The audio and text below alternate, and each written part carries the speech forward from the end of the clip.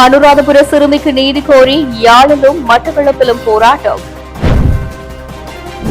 குறிக்கட்டுவானில் மூழ்கிய கடற்பாதையை மீட்க கடற்படையினருக்கு 17 மில்லியன். பலாலி வீதி இரவு 8 மணி வரையில் திறந்திருக்கும். சிறையில் இருக்கும் ஆபத்தான நபரிடமிருந்து முஜிபுர் எம்பிக்கு வந்த அழைப்புகள். வெளிக்கிளம்பும் புதிய சர்ச்சை. அரச வெசாக் விழாவை முன்னிட்டு இன்று முதல் மூடப்படும் இடங்கள். பொதுமக்களுக்கு முக்கிய அறிவுறுத்தல்.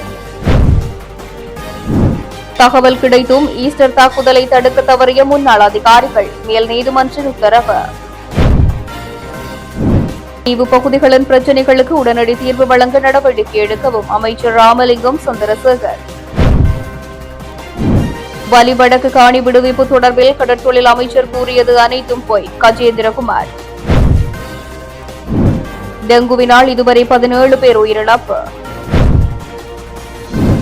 மாகாண சபை தேர்தலை பழைய முறையில் நடத்துவதற்கு அரசியல் கட்சிகள் இணக்கம். 24 மணித்தியாலத்துக்குள் மீண்டும் பாரிய சரிவை சந்தித்த இலங்கை ரூபா. 2 சிறுநீரகங்களும் செயலிழப்பு. தமிழ் மக்களின் உதவியை நாடி நிற்கும் முன்னாள் போராளி. தொடர்பது விரிவான செய்திகள். அனுராதபுரத்தில் பௌத்த துறவியால் சிறுமி பாலியல் வன்புணர்வுக்கு உட்படுத்தப்பட்ட சம்பவத்துக்கு நீதி கோரி நல்லூர் ஆலய பின்புறத்தில் வடக்கு கிழக்கு பெண்கள் கூட்டமைப்பினரால் போராட்டம் முன்னெடுக்கப்பட்டது. அனுராதபுரத்தில் சிறுமி ஒருவரை பாலியல் வன்புணர்விற்குட்படுத்திய குற்றச்சாட்டில் கைதான பௌத்த துறவி பிணையில் விடுவிக்கப்பட்டுள்ளார். இந்நிலையில் குறித்த சிறுமிக்கு நீதி கோரி போராட்டத்தில் ஈடுபட்ட வடக்கு கிழக்கு பெண்கள் கூட்டமைப்பினர் ஜனாதிபதி, நீதி அமைச்சர், சட்டம் அதிபர், மகளிர் விவகார அமைச்சர் மற்றும் போலீஸ் அதிபர் ஆகியோருக்கு எழுத்து மூலமாக மகஜரை கையளிக்க ஏற்பாடு செய்துள்ளனர். நாங்கள் வடக்கு கிழக்கு பெண்கள் கூட்டு வடக்கு கிழக்கு மாகாணங்களில் பெண்கள் சிறுவர்களின் உரிமைகளுக்காக நாங்கள் தொடர்ந்து செயற்பட்டு வருகின்றோம். அண்மை காலத்தில் அனுராதபுரத்தில் சிறுமி ஒருவர் பௌத்த மதகுரு ஒருவரால் பாலியல் பலாத்காரத்துக்கு உட்படுத்தப்பட்டமை நாடு முழுவதும் பெரும் அதிர்வலைகளை ஏற்படுத்தியிருந்தது. அத்தகைய ஒரு குற்றவாளி மதத்தின் பெயரால் இன்று பாதுகாக்கப்படும் முயற்சிகள் நடைபெற்று கொண்டிருக்கின்றது. இது ஒரு பௌத்த மதத்திற்கு எதிராக குரல் கொடுக்கின்ற ஒரு போராட்டமாகவோ அல்லது ஒரு விடயமாகவோ யாரும் இது கருத்தில் கொள்ளக்கூடாது. இது இலங்கை நாட்டில் வாழ்கின்ற ஒரு சிறுமி, அதாவது பெண்களுக்கு எதிராக இழைக்கப்பட்ட அநீதியாகவே நாங்கள் அதற்காக இங்கே குரல் கொடுக்கின்றோம். சட்டத்தின் முன் அனைவரும் சமன் என்பது எங்கள் அரசியல் அமைப்பினால் உறுதிப்படுத்தப்பட்டுள்ளது. ஆனால் நடைமுறையில் அது எவ்வளவு தூரம் சாத்தியமாக இருக்கின்றது என்பது அனைவருக்கும் சந்தேகத்தை ஏற்படுத்தி இருக்கின்றது. இந்த சந்தர்ப்பங்களில் பௌத்த அதிகார பீடத்தில் இருந்து பெரிய உயர் தலைவர்கள், அந்நிய நாட்டு தலைவர்களுக்கெல்லாம் ஆசீர்வாதம் வழங்குகின்ற ஒரு இடத்தில் இருக்கின்ற மதகுரு ஒரு அடிமட்டத்தில் இருக்கின்ற சாதாரண ஒரு சிறுமிக்கு இத்தகைய அநியாயம் இழைத்திருப்பது என்பது நாட்டின் ஒவ்வொரு குடிமகனுக்கும் பெரும் கேள்வியை எழுப்பியுள்ளது. இதற்காக நாடு முழுவதும் பெரிய அளவில் எதிர்ப்பலைவுகள் எழும்பவில்லை என்பதை நாங்கள் காண்கின்றோம். ஒவ்வொரு தனி மனிதருக்கும் இது தொடர்பான மன உளைச்சல்கள் இருந்தாலுமே இது ஒரு அதிகார வர்க்கத்தால் பாதுகாக்கப்படுகின்ற ஒரு பீடத்தில் இருக்கின்ற ஒரு மதகுருவினால் இழைக்கப்பட்டது என்பதால் அனைவராலும் பெருசாக பேசப்படவில்லையா, அல்லது ஒரு அந்த கேஸுக்காக வாதாடிய ஒரு சட்டத்தரணி சொல்லியிருக்கிறார், அனுராதபுர பகுதிகளில் 10 தொடக்கம் 12 வயதுடைய சிறுமிகளுக்கு இவ்வாறு நடப்பது என்பது கிராம பகுதிகளில் அந்த பகுதிகளில் சாதாரண விடயம் என்பதை ஒரு சட்டத்தை பாதுகாக்கின்ற சாமானியர்களுக்காக போராடுகின்ற ஒரு வழக்கறிஞர் இவ்வாறு பொதுவில் ஒரு கருத்து தெரிவிப்பது என்பது ஒரு ஜனநாயக நாட்டில், அரசியலமைப்பினால் சட்டங்கள் உறுதிப்படுத்தப்பட்ட ஒரு நாட்டில் இத்தகைய ஒரு கருத்தினை ஒரு சட்டத்தரணி பொது வழியில் தெரிவிப்பது என்பது இந்த நாட்டின் ஜனநாயகத்தை எந்தளவிற்கு கேள்விக்குட்படுத்தப்படுகின்றது என்பதை சாதாரண மக்கள் தொடக்கம் கல்வியலாளர்கள், இந்த நாட்டின் பிரஜைகள் வரைக்கும் யாவரும் அறிந்தது. அவ்வாறு இருந்தும் இத்தகைய ஒரு குற்றவாளிக்கு இன்று நீதிமன்றத்தினால் பிணை வழங்கப்பட்டிருப்பது என்பது நீதிமன்றத்திற்கு தீர்ப்புக்கு எதிரான கருத்துக்களை யாரும் குறிப்பிட முடியாது என்பது பொதுவான சட்டமாக இருந்த போதும் இவ்வாறான குற்றவாளிகள் மதத்தின் பெயரால் பாதுகாக்கப்படுகிறார்களா என்ற கேள்வி ஒவ்வொருவருக்கும் எழுகின்றது. இன்று யாழ்ப்பாணத்தில் இவ்வாறான ஒரு போராட்டம் நடைபெற்றிருப்பது என்பதை பௌத்த மதத்திற்கும் சிங்களவர்களுக்கும் எதிராக எழுப்பப்பட்டிருக்கிற போராட்டமாக யாரும் சித்தரிக்க முடியாது. இது ஒரு இலங்கையின் எந்த பாகத்திலேயும் வாழ்கின்ற ஒரு குடிமகனாலும் ஒரு குடிமகளாலும் இலங்கையில் வாழ்கின்ற எந்த பெண்ணாலும் எங்கிருந்தாலும் இதற்கு எதிராக குரல் எடுப்பது என்பது ஒரு தார்மீக கடமை. இதை தவறாக சித்தரித்த முனைந்து இதை வேறு திசை திருப்பதற்கு நாங்கள் அனுமதிக்க மாட்டோம். இது ஒரு இலங்கையின் ஒரு பெண்ணாக, ஒரு சிறுவர்களுக்காக குரல் கொடுக்கின்ற ஒரு பெண்ணாக, ஒவ்வொரு தாயினதும் ஒவ்வொரு பெண்ணினது குரலாக நாங்கள் இங்கே முன்வைக்கிறோம். மட்டக்களப்பு காந்தி பூங்காவில் ஒன்று கூடிய பெண்கள் ஊர்வலமாக சென்று படுகொலை செய்யப்பட்ட ஊடகவியலாளர் நினைவு தூவிக்கு முன்பாக போராட்டத்தில் ஈடுபட்டனர். ஆர்ப்பாட்டத்தில் கலந்து கொண்ட பெண்கள் பிக்குவினால் பாலியல் வன்கொடுமைக்குள்ளான அனுராதபுரம் சிறுமிக்கு நீதி வழங்குக, பாதிக்கப்பட்ட சிறுமிக்கு நீதியை நிலைநாட்டுங்கள், மதத்தின் பெயரால் பாலியல் குற்றவாளிகளை பாதுகாக்க வேண்டாம், சட்டத்தினால் மறுக்கப்பட்ட பாலியல் வன்கொடுமைக்கு பிணை கிடையாது போன்ற வாசகங்கள் எழுதப்பட்ட பெரிய பதாதைகளை ஏந்தியவாறு தங்களது பலத்த எதிர்ப்பை வெளியிட்டனர். பாதிக்கப்பட்ட சிறுமிக்கு விரைவாக நீதி கிடைக்க வேண்டும் என்பதுடன் குற்றச்சாட்டுக்குள்ளாகியுள்ள பிக்குவுக்கு எதிராக சட்டம் பாகுபாடின்றி நடைமுறைப்படுத்தப்பட வேண்டும். பெண்களுக்கு எதிரான, குறிப்பாக சிறுவர்களுக்கு எதிரான பாலியல் வன்கொடுமைகள் நாட்டில் அதிகரித்து வரும் நிலையில் அவர்களுக்கான பாதுகாப்பை அரசு பலப்படுத்தப்பட வேண்டும். இச்சம்பவம் தொடர்பில் ஜனாதிபதி மற்றும் நீதி அமைச்சர், மனித உரிமைகள் ஆணைக்குழு போன்றவர்கள் உரிய அதிகாரிகள் கடுமையான நடவடிக்கைகளை எடுக்க வேண்டும் என்றும் ஆர்ப்பாட்டக்காரர்கள் வலியுறுத்தினர். இதன்போது மகஜர் வாசிக்கப்பட்டதுடன் மனித உரிமைகள் ஆணைக்குழுவின் மட்டக்களப்பு அலுவலகத்திலும் மகஜர் கையளிக்கப்பட்டமை குறிப்பிடத்தக்கது. நைனாதீவு இறங்கு துறையில் கடல் நீரில் தாழ்ந்து காணப்பட்ட வீதி அபிவிருத்தி அதிகார சபைக்கு சொந்தமான கடல் பாதையை கரைக்கு கொண்டுவரும் நடவடிக்கை கடற்படையினரால் முன்னெடுக்கப்பட்டது.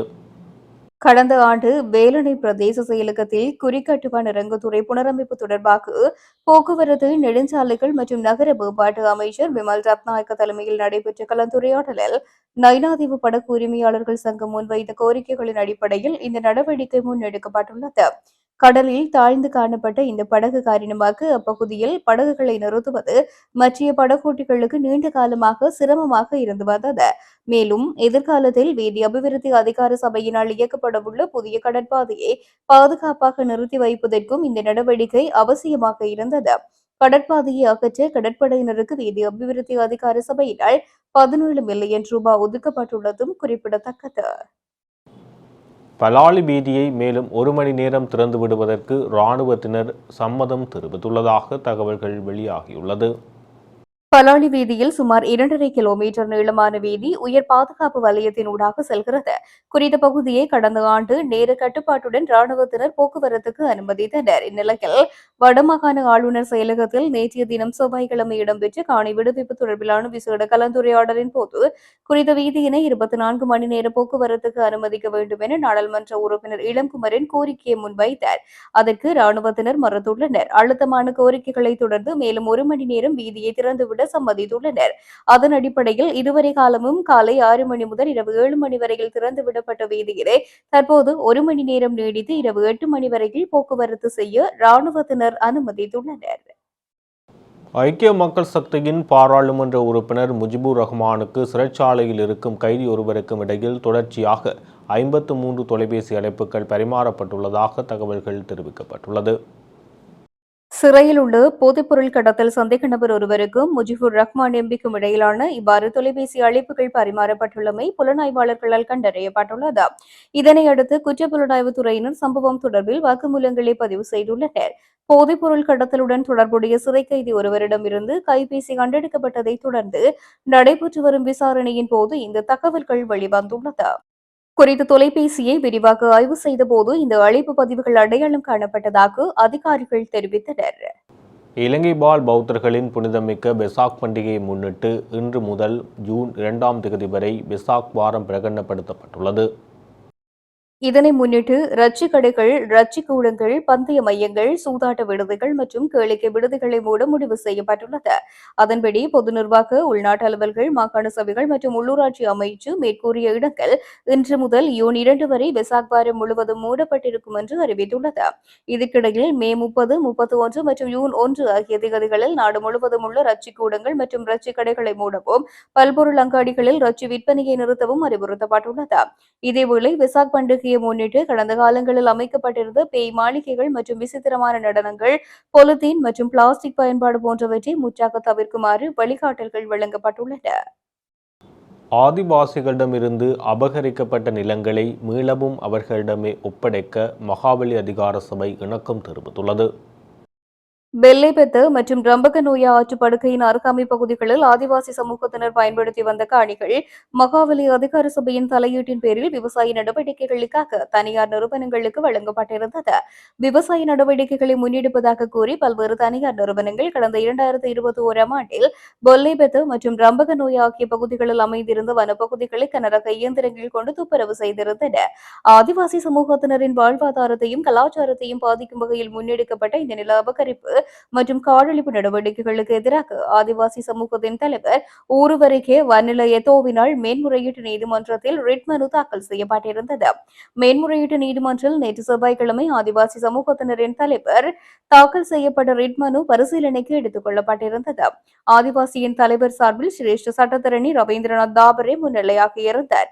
இதன்போது குறித்த நிறுவனங்களுக்கு வழங்கப்பட்ட பூர்வீக நிலங்கள் அனைத்தையும் அந்த நிறுவனங்களிடம் இருந்து மீட்டு மீண்டும் ஆதிவாசி சமூகத்தினரிடம் ஒப்படைப்பதற்கு மகாவலி அபிவிருத்தி அதிகார சபை நடவடிக்கை எடுத்துள்ளதாக அரசு தரப்பு சட்டத்தரணிகள் நீதிமன்றத்துக்கு தெரியப்படுத்தினர். முன்னாள் பாதுகாப்பு செயலாளர் கேமசிறி பெர்னாண்டோ மற்றும் முன்னாள் பொலிஸ் மா அதிபர் பூஜ்ய ஜெயசுந்தர ஆகியோருக்கு எதிராக தாக்கல் செய்யப்பட்டுள்ள வழக்குகளை ஜூன் 12ஆம் தேதி விசாரணைக்கு எடுத்துக்கொள்ள கொழும்பு மேல் நீதிமன்றத்தின் 3 நீதிபதிகள் கொண்ட நிரந்தர நீதிமன்ற அமர்வு உத்தரவு பிறப்பித்துள்ளது. முன்கூட்டியே உளவுத்துறை தகவல் கிடைத்திருந்தும் உயிர்த்த ஞாயிறு பயங்கரவாத தாக்குதலை தடுக்க தவறியதன் மூலம் தங்களது கடமையை குற்றவியல் ரீதியாக புறக்கணித்ததாக இவர்கள் மீது குற்றம் சுமத்தப்பட்டுள்ளது. நீதியரசர்களான பிரியந்தல் லியனகே, விராஜ் வீரசூரிய மற்றும் திலகரத்ன பண்டார ஆகிய 3 அடங்கிய மேல் நீதிமன்ற அமர்வின் முன்னிலையில் இவ்வழக்குகள் இன்று விசாரணைக்கு எடுத்துக் கொள்ளப்பட்டன. இதன்போது பிரதிவாதிகளான முன்னாள் பாதுகாப்பு செயலாளர் ஹேமஸ்ரீ பெர்னாண்டோ மற்றும் முன்னாள் காவல்துறை மா அதிபர் போஜி ஜெயசுந்தர் ஆகியோர் நீதிமன்றத்தில் முன்னிலையாகியிருந்தனர். இதனைத் தொடர்ந்து இந்த வழக்குகளுடன் தொடர்புடைய இறுதி உரைகளை நிகழ்த்துவதற்காக எதிர்வரும் ஜூன் 12ஆம் தேதி வழக்குகளை மீண்டும் விசாரணைக்கு எடுத்துக் கொள்ளுமாறு நீதிமன்றம் உத்தரவிட்டுள்ளது. நெடுந்தீவு ஊர்காவற்துறை காரைநகர் மற்றும் வேலணை ஆகிய தீவு பகுதிகளில் நிலவும் கல்வி, சுகாதாரம், போக்குவரத்து, குடிநீர், விவசாயம் உள்ளிட்ட மக்களின் அத்தியாவசிய பிரச்சினைகளுக்கு உடனடி தீர்வுகளை வழங்க நடவடிக்கை எடுக்குமாறு கடற்தொழில், நீரியல் மற்றும் கடல் வளங்கள் அமைச்சர் ராமலிங்கம் சந்திரசேகர் அதிகாரிகளுக்கு பணிப்புரை விடுத்துள்ளார். இவ்விடயங்கள் தொடர்பான விசேட கலந்துரையாடல் வேலடி பிரதேச செயலகத்தில் அமைச்சர் தலைமையில் நடைபெற்றது.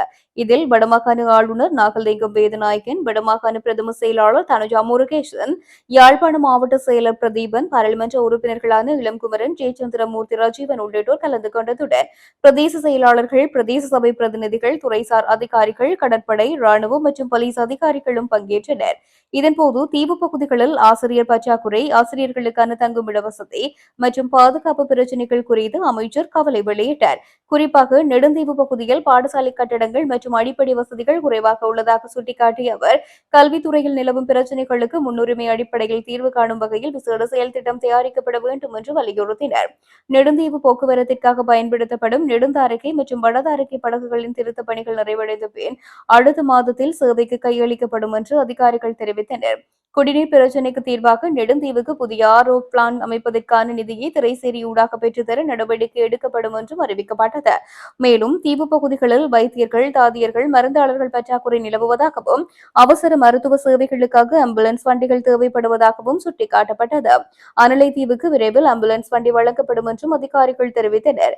தீவு பகுதிகளில் உள்ள வைத்தியசாலைகளை புனரமைப்பதற்காக உலக வங்கியின் நிதியுதவியுடன் பணிகள் முன்னெடுக்கப்பட்டு வருவதாகவும் யாழ்ப்பாண மாவட்டத்தில் 2500க்கும் மேற்பட்ட மலசல கூடங்கள் தேவைப்படுவதாகவும் தெரிவிக்கப்பட்டது. இதற்கு முன்னுரிமை வழங்க வேண்டும் என ஜனாதிபதி அனுரகுமார திசாநாயக்க தலைமையில் நடைபெற்ற கூட்டத்திலும் வலியுறுத்தப்பட்டதாக அமைச்சர் குறிப்பிட்டார். நீண்ட காலமாக இடம்பெற்று வரும் கால்நடை திருட்டுகளை கட்டுப்படுத்த போலீசாரும் விசேட அதிரடிப்படையினரும் இணைந்து நடவடிக்கை எடுக்க வேண்டும் எனவும் மண்டைத்தீவு சோதனை சாவடியின் பாதுகாப்பை கடற்படையுடன் இணைந்து மேலும் பலப்படுத்த வேண்டும் என்றும் தெரிவிக்கப்பட்டது. அத்துடன் அனலைதீவு, புங்குடுதீவு மற்றும் குறிகட்டுவான் பகுதிகளில் இலங்கை வங்கியின் ATM இயந்திரங்கள் அமைப்பதற்கான தேவையும் சுட்டிக்காட்டப்பட்டதுடன் அதற்கும் விரைவான நடவடிக்கை எடுக்கப்படும் என்று உறுதியளிக்கப்பட்டது. இதன்பொழுது கருத்து தெரிவித்த பாராளுமன்ற உறுப்பினர் ராஜீவன், பணிகளில் ஈடுபடும் போது அரசு பழிவாங்கல்கள் இடம்பெறக்கூடாது, அரசு அதிகாரிகள் அதனை புரிந்து கொண்டு செயல்பட வேண்டும் என்று தெரிவித்தார். மேலும் பாராளுமன்ற உறுப்பினர் இளம்குமரன் தெரிவிக்கையில், கடந்த காலங்களில் ஏற்பட்ட தவறுகளை அரசு அதிகாரிகள் மீண்டும் செய்யாமல் திருத்திக் கொள்ள வேண்டும் என்றும் வலியுறுத்தினார். 2017 முதல் இதுவரை 3 ஜனாதிபதிகளின் கீழ் நல்லாட்சி காலத்தில் மைத்ரிபால சிறிசேன, அதன் பின்னர் 2019 கோட்டபய ராஜபக்ச, பின்னர் இடைக்கால அரசில் ரணில் விக்ரமசிங்க இம்மூவரும் மாகாண சபை தேர்தல் குறித்து முடிவெடுத்து அதை சரியான நேரத்தில் நடத்த முடியவில்லை என ஹஃபே அமைப்பின் நிறைவேற்று பணிப்பாளர் மானஸ் மஹின் தெரிவித்துள்ளார். மேலும் தற்போதைய அரசும் மக்களுக்கு வழங்கிய தேர்தல் வாக்குறுதிகளில் ஒன்றாக மாகாண சபை தேர்தலை மீண்டும் நடத்துவதாக கூறியிருந்தது. அவர்களின் கொள்கை பிரகடனத்தில் ஆட்சி அமைந்து ஒரு ஆண்டுக்குள் தேர்தலை நடாத்துவோம் என்று குறிப்பிடப்பட்டிருந்தது. அதேபோல் ஜனாதிபதி வரவு செலவு திட்ட விவாதத்தின் போது 10 பில்லியன் ரூபாய் ஒதுக்கப்பட்டுள்ளதாகவும் கூறினார். ஆனால் தற்போது மக்கள் விடுதலை முன்னணியின் பொதுச் செயலாளர் செல்வின் சில்வா இந்த ஆண்டு தேர்தலை நடத்த முடியாது, அதற்காக ஒதுக்கப்பட்ட பணம் சமீபத்திய டிட்வா பேரழிவுக்காக பயன்படுத்தப்பட்டது என்று கூறுகின்றார். மக்கள் ஆட்சிசார் அரசு என தங்கள் கூறிக்கொண்டு மக்களுக்கு வழங்கிய வாக்குறுதியை இவ்வளவு எளிதாக மாற்றுவது பொருத்தமற்றது என்று நிறைவேற்று பணிப்பாளர் சுட்டிக்காட்டுகிறார். 2023 ஆண்டு உள்ளூராட்சி தேர்தலை முன்னாள் ஜனாதிபதி ரணில் விக்ரமசிங்க பணம் இல்லை என்று ஒத்திவைத்தார். பணம் இருந்தால் தேர்தலை நடத்தலாம் என்று அவர் கூறினார். அப்போது எதிர்க்கட்சியில் இருந்து தற்போதைய அரசு இதற்கு கடுமையாக எதிர்ப்பு தெரிவித்து அது ஜனநாயக விரோதமானது என்று கூறியது. ஆனால் இப்போது தற்போதைய அரசும் அதே செயலை தான் செய்கின்றது. பாராளுமன்றத்தில் பணம் ஒதுக்கப்பட்டுள்ளது என்று கூறி பின்னர் அந்த பணம் வேறு ஒன்றுக்கு செலவிடப்பட்டது என்று சொல்வது ஜனநாயக விரோதமான செயல் என்பதை ஜனாதிபதி உட்பட தற்போதைய அரசுக்கு வலியுறுத்த விரும்புகின்றோம். மாகாண சபை முறைமையை ரத்து செய்ய வேண்டும் என்ற கருத்து இப்போது பலரிடையே பேசப்படுகிறது. ஆகையால் இந்த அரசு மாகாண சபை தேர்தலை நடத்தாமல் அதற்கு பதிலாக வேறு ஒரு முறைமையை முன்வைக்க விரும்பினால், அதாவது மாகாண சபைகளை ரத்து செய்து மாற்று தீர்வொன்றை கொண்டு வர விரும்பினால் அதை உடனடியாக மக்களுக்கு அறிவிக்க வேண்டும். தேர்தல் அமைப்பில் மாகாண சபை தேர்தல் இருப்பதால் அதை விரைவாக நடத்த வேண்டும். இல்லையெனில் ஒரு நாளுக்கு கூட அதை ஒத்திவைத்தால் அந்த அரசு ஜனநாயகத்தை மதிக்காத அரசாகவே கருதப்படும். இது குறித்து திறந்த கலந்துரையாடல் நடத்தப்பட வேண்டும். கலந்துரையாடல் என்பது ஜனநாயகத்தின் அடிப்படை கோட்பாடாகும் என்று கெஃபே அமைப்பின் நிறைவேற்று பணிப்பாளர் மனாஸ் மகின் தெரிவித்துள்ளார்.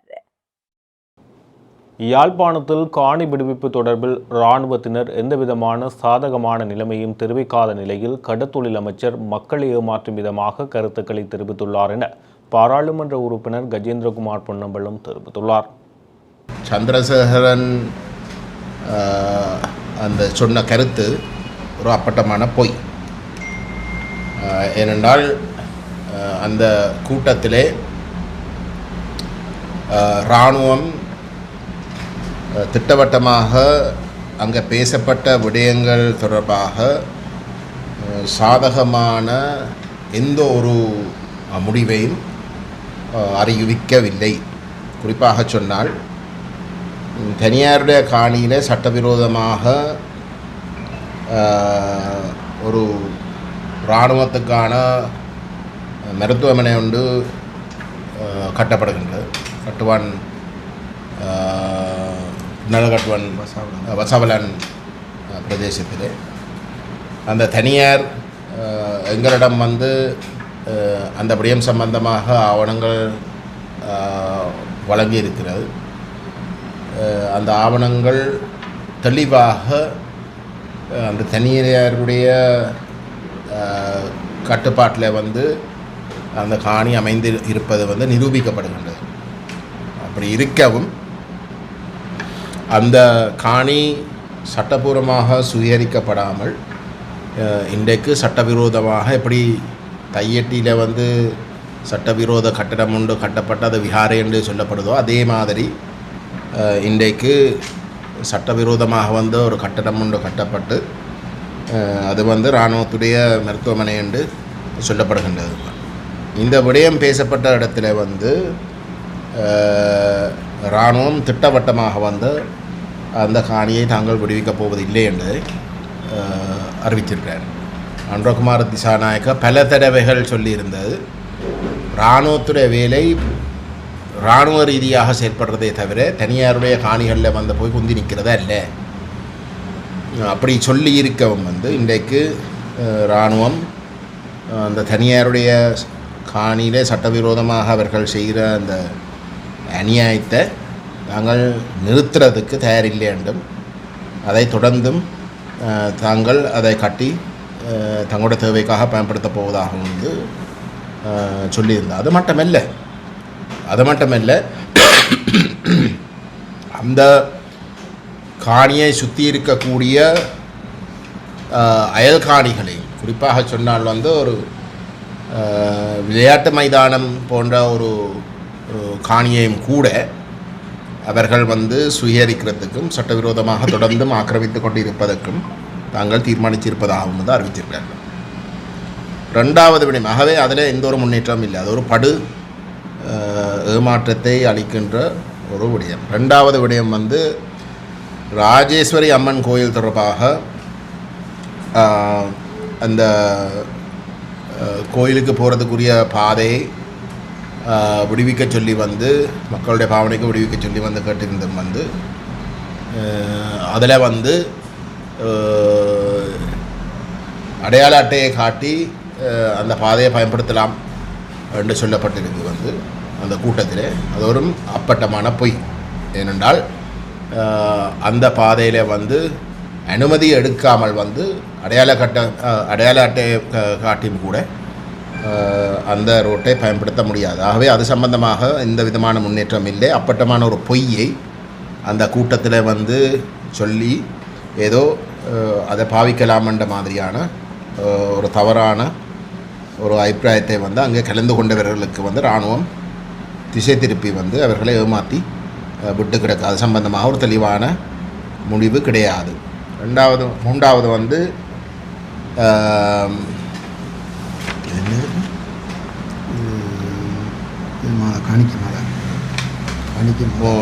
காணிக்கை மாதா கோயில் மயிலட்டித்துறை தெற்கு அங்கேயும் வந்து அந்த அந்த மாதா கோயிலோட ஆர்சிடிஎம்எஸ் மயிலட்டி பள்ளிக்கூடத்தையும் வந்து விடுவிக்க சொல்லி, அது ரோட்டோடையே இருக்கிற கட்டிடங்கள் விடுவிக்க சொல்லி கேட்ட இடத்துல வந்து அது சம்பந்தமாகவும் வந்து எந்த ஒரு பதிலும் வழங்கப்படவில்லை. தாங்கள் அதை பரிசீலிப்பதாக மட்டும்தான் சொன்னதே தவிர எந்த ஒரு ஆக்கப்பூர்வமான பதிலும் அதில் வழங்கப்படவில்லை. கீரிமலை பாதை அதை மக்களுடைய பாவனைக்கு விடுவிக்க கேட்ட இடத்துல வந்து அதில் வந்து கடற்படையில் வந்து சிரித்து அது தங்களுடைய கேம்ப் இருக்குன்ற கருத்தை மட்டும்தான் சொல்லியிருந்தார். அதில் கலந்து கொண்ட அதிகாரிகள் கூட எங்களுக்கு ஒரு மாற்றம். அவர்கள் தெளிவாக சொல்லியிருக்க உடம் வந்து பலாலி யாழ்ப்பாண வீதியம் வந்து கேம்புக்குள்ளால் போகுது. ஆனால் அது மக்களுடைய பாவனைக்கு வந்து விடுவிக்கப்பட்டிருக்கு. ஆகவே இந்த காங்கேசுந்தர கீரிமலை பாதையும் வந்து அதே அணுகுமுறையில் வந்து மக்களுடைய பாவனைக்கு வந்து விடலாமே என்று கேட்டிருக்கலாம். ஆனால் அது கேட்கப்படவில்லை. அது சம்பந்தமாகவும் வந்து எந்த விதமான முடிவும் இல்லை. மாறாக வந்து கடற்படைகளுடைய சிரிப்பினுடைய அர்த்தத்தை நாங்கள் எடுத்துக்கொண்டால் வந்து அவர்கள் அதை விடுவிக்கப் போவதில்லை என்றதுதான் முடிவு. காங்கேசந்துறை சந்தி பிரதேசத்தில் இருக்கக்கூடிய ஒரு சிறுவர் பூங்கா, விளையாட்டு பூங்காக்கு செல்வதற்கு வந்து பாதை இல்லை என்றால் இராணுவம் அந்த இடத்தை வந்து ஆக்கிரமித்து வச்சிருக்கிற இடத்துல வந்து பொதுமக்கள் வந்து பாவிக்க இல்லாத ஒரு நிலைமை தொடருது. அது சம்பந்தமாகவும் வந்து அவர்கள் திட்டவட்டமாக எல்லாம் சுவமாக வந்து அனுமதி கொடுத்திருக்கக்கூடிய விஷயங்கள், அது சம்பந்தமாக வந்து அனுமதி வழங்கப்படவில்லை. இதே போன்று வேறு ஒரு சில விஷயங்கள் பேசப்பட்டும் எந்த ஒரு விடயம் சம்பந்தமாகவும் சாதகமான ஒரு அறிவிப்பு எதுவுமே வழங்காமல் தான் அந்த கூட்டம் முடிஞ்சது. நாங்கள் பொறுப்போடு சொல்கிறோம் வந்து எந்த விதமான மக்கள் பக்கத்தில் இருந்து மக்கள் எதிர்பார்க்கின்ற எந்த ஒரு முடிவும் சாதகமாக எடுக்காமல் ஒன்றில் அதை பரிசீலிப்போம் என்று தட்டி கழித்தது, எல்லாட்டி வந்து செய்ய இயலாண்டு திட்டவட்டமாக வந்து நிராகரித்து அந்த கோரிக்கையிலே மக்களோட பக்கம் இருந்து வந்த கோரிக்கையில் வந்து நிராகரித்ததாகத்தான் அந்த கூட்டம் உடைய முடிவுகள் அமைந்திருந்ததே தவிர சாதகமாக எந்த ஒரு முடிவும் வழங்கப்படவில்லை. ஆனால் இந்த அமைச்சர் ஊடகங்களை வந்து மூடின அறைக்குள்ளே நடைபெற்ற இந்த கூட்டம் முடிய மக்களால் தெரிவு செய்யப்படாத ஒரு அமைச்சர் வந்து அவருடைய வாழ்நாளே வந்து ஜேவிபியினுடைய தேசிய பட்டியலூடாக பதவி வகிக்கிற ஒரு அமைச்சர் வந்து ஊடகங்களுக்கு வந்து முன்னால் சொல்கிறார் வந்து சாதகமான பல விடயங்கள் எடுக்கப்பட்டதாகவும் வந்து அது எதிர்காலத்தில் வந்து எல்லாம் தீர்க்கப்படும் என்ற ஒரு அப்பட்டமான வளமை போல ஒரு அப்பட்டமான பொய்யை சொல்லியிருக்காங்க. இந்த பொய்யை மக்கள் மட்டத்திலே வந்து விதைக்கிறதுக்காகத்தான் மக்களால் தெரிவு செய்யப்பட்ட பாராளுமன்ற உறுப்பினர்கள் வந்து அவர்களுடைய கட்சி சாராத பாராளுமன்ற உறுப்பினர்களுக்கோ ஏனைய மக்களால் தெரிவு செய்யப்பட்ட உள்ளூராட்சி உறுப்பினர்களுக்கோ வெலிகாமம் வடக்கப்பட்டி கலைக்கிறாண்டா வந்து எங்களுக்கும் அந்த வெலிகாமம் வடக்குனுடைய உள்ளூராட்சி சபையினுடைய தலைவருக்கும் இடையில பாரிய வேறுபாடுகள் இருக்கலாம்.